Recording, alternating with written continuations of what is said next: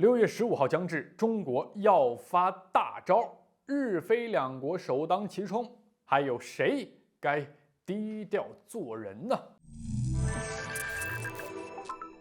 大家好，我是吕哲。近期以美国为首的部分国家对中国处处挑衅，尤其是在国家主权和领土完整这一块是频繁干涉放话，给中国造成不小的困扰。然而，这些国家的好日子快到头了，因为海警局的1号令本月中旬生效。1号令明确表示，自2023年6月15号起，中国海警将被赋予在我国领海范围内对违反海洋法的外国人员和船只进行抓捕、扣留以及审问的权利。遭遇重大冲突，还有优先开火权。这也就意味着，一直对钓鱼岛虎视眈眈、妄图夺取的日本，还有一直将马德雷山号登陆舰搁浅在仁爱礁的菲律宾，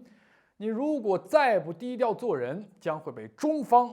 抹除。那么，为什么1号令生效最危险的却是日本和菲律宾呢？除了这两个国家，还有哪些国家会因此受到中方的震慑啊？我们去查各种文献记载，钓鱼岛自古就是中国的领土，这事实不容反驳。然而日本却不承认，妄图侵占中国的钓鱼岛，侵犯我国的领土主权。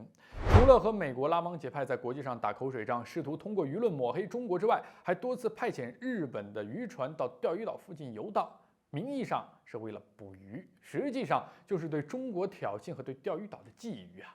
而菲律宾对于仁爱礁的态度也是如此。1999年，北约轰炸中国驻南斯拉夫大使馆之际，菲律宾趁火打劫，私自派遣马德雷山号军舰前往中国仁爱礁，然后使出阴招，破坏军舰，再以船底漏水、军舰破坏之名，将这艘破船一直搁浅在仁爱礁的滩涂上。表面上是为了补给军舰，实际上是妄图夺取仁爱礁的控制权。直至今日，菲律宾那艘破船仍然被水泥浇筑搁浅，不肯挪走。这不，6月份还新鲜热乎的消息就是，菲律宾刚刚派遣2艘补给船想要去勇闯仁爱礁，结果呢被中方的海警船和4艘渔船强势拦截。在明知刚不过的前提下，菲律宾的补给船最终不得不灰溜溜的打道回府逃跑了。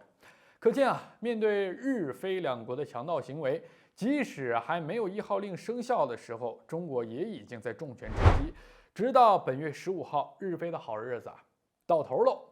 那么我们再提到对中国主权领土的侵犯，除了钓鱼岛和仁爱礁之外，还有中国南海和台海问题了。以美国为首的7国集团以及韩国、澳大利亚以及菲律宾这些国家，近期都对中国进行过不停的挑衅和干涉。7国集团在日本 G7 峰会上对台海问题指手画脚，韩军机的4次突降台湾地区，美国私自向台当局提供毒刺防空导弹。相会上，美日澳3国联合指责中国处理南海问题不当，以及随后美日澳菲4国公然在南海举行演习，种种行为均透露出这些国家对于中国的不善和干涉中国主权和领土的野心，妄图阻碍中国统一的这个不好的心思。不过，随着中国的强大，这些问题都会随之解决。随着海警1号令的即将生效，那些打着不良心思的国家再想嚣张地派遣船只、军舰前往我国领土进行挑衅威慑，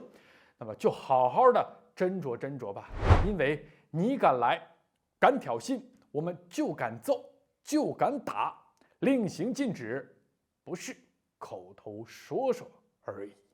好，今天吕哲观察就是这样，下期再见。